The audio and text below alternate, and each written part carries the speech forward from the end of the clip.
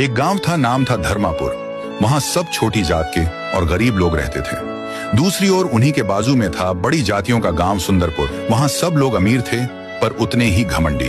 वहां से जब भी छोटी जात के इंसान को गुजरना होता तो उनको सर पर दूसरों की चप्पल रखकर गुजरना पड़ता।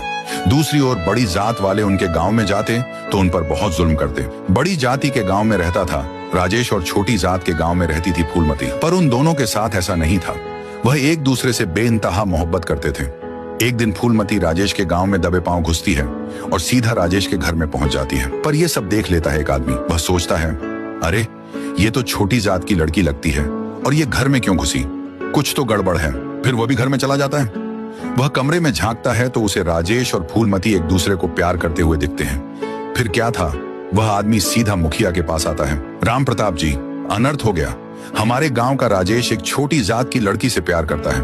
वह लड़की हमारे गांव में घुसकर राजेश से मिल रही है। इन दोनों की इतनी मजाल, अब ये बचेंगे नहीं। पहले तो तुम सारा गांव धो डालो। हमारे गांव पर छोटी जात वालों की परछाई पड़ गई है। उसके बाद राजेश और फूलमती को गांव से धक्के मारकर निकाल दिया जाता है। फिर वह दोनों फूलमती के गांव यानी छोटी जात के गांव में आते हैं।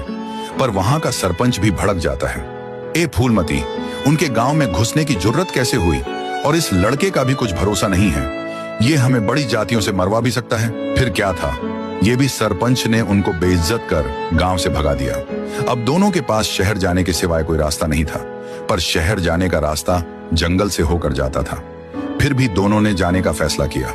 दोनों टूटी फूटी एक बाइक में जा रहे थे कि तभी अचानक से लकड़ी ले जाने वाला ट्रक उनके सामने आया और उनको ठोक दिया। वह दोनों बड़ी तेजी से ऊपर की ओर उछले और एक नदी में जाकर डूब गए।